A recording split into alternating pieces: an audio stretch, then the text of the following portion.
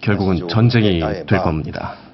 왜냐하면 영토 문제는 역사적으로 전쟁이 아니면 해결되지 않았던 서글픈 사실도 있기 때문이죠. 하지만 어쨌든 가장 피해야 할 것은 전쟁이라고 생각하는 사람들은 아무리 우경화된 일본이라도 아직 많이 있습니다. 전쟁만은 해서는 결코 안 된다는 여론이 일본 사회에 여전히 뿌리가 깊다고 생각합니다.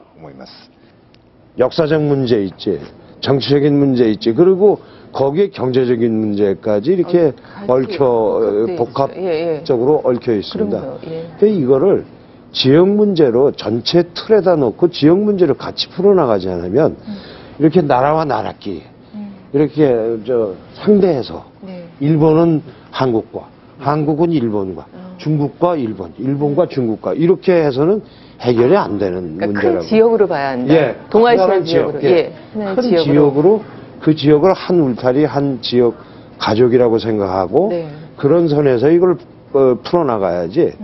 그렇지 않고 나라와 나라 사이에 대결을 하면 끝이 없는 거죠. 그렇게.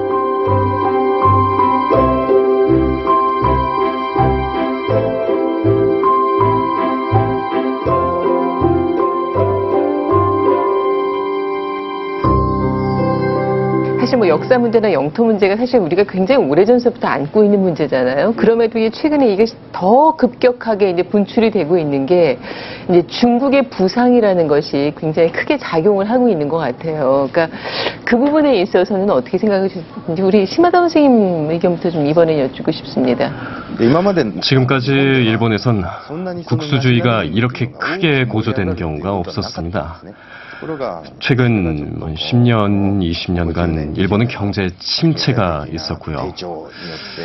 반대로 한국과 중국은 경제적으로 부상했죠. 이런 것들이 말하자면 컴플렉스가 돼서 자신이 신흥 경제대국인 한국과 중국에 추월당했다고 느끼고 또 상처받았다고 느끼는 사람들이 국수주의로 치닫는 경향이 있는 것 같습니다. 그런 사람들에게 중국이 어떻게 보이는가 하면 중국이 센카쿠 열도 문제에 대해서 지금까지와는 좀 다른 아주 대담한 주장을 하고 있으니까 이대로 가면 일본 영토인 센카쿠 열도를 빼앗기게 될 것이고 더 나아가서는 중국 우익들이 가끔 이 기세로 오키나와도 라는 발언을 하기도 하니까요. 예. 그런 것에 대한 사람들의 불안감을 우익 정치인이나 대중매체가 이용하고 또 매우 기세등등하게 반중국을 외치는 우익 정치인들이 오히려 대중들에게 인기를 끄는 그런 기묘한 악순환이 발생하고 있다고 생각합니다.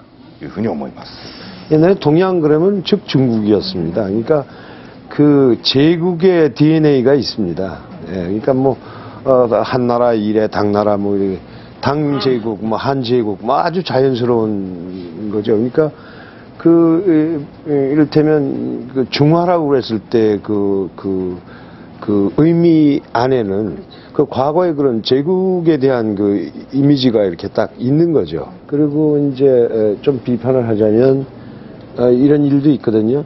베이징 도서전을 하는데 좀 바로 몇 년 전에 우리의 그 천년된 고전인 삼국사기, 고구려 백제 신라의 역사를 다룬 삼국사기 고전을 이제 출판을 하려고 중국어로 다 번역해서 냈는데 중국 당국에서 이게 허락이 되지 않아서 다만 중국 인민과 생각이 다르다 해서 이제 허가가 되지 않았는데 그 이유는 우리는 삼국이 아니라는 거죠. 예, 고구려는 자기네 변방 역사이기 때문에 고려 너희는 백제하고 신라뿐이다 이렇게 얘기하니까 그 동북공정의 내용은 고대사를 그런 식으로 다 변형시키는 거거든요.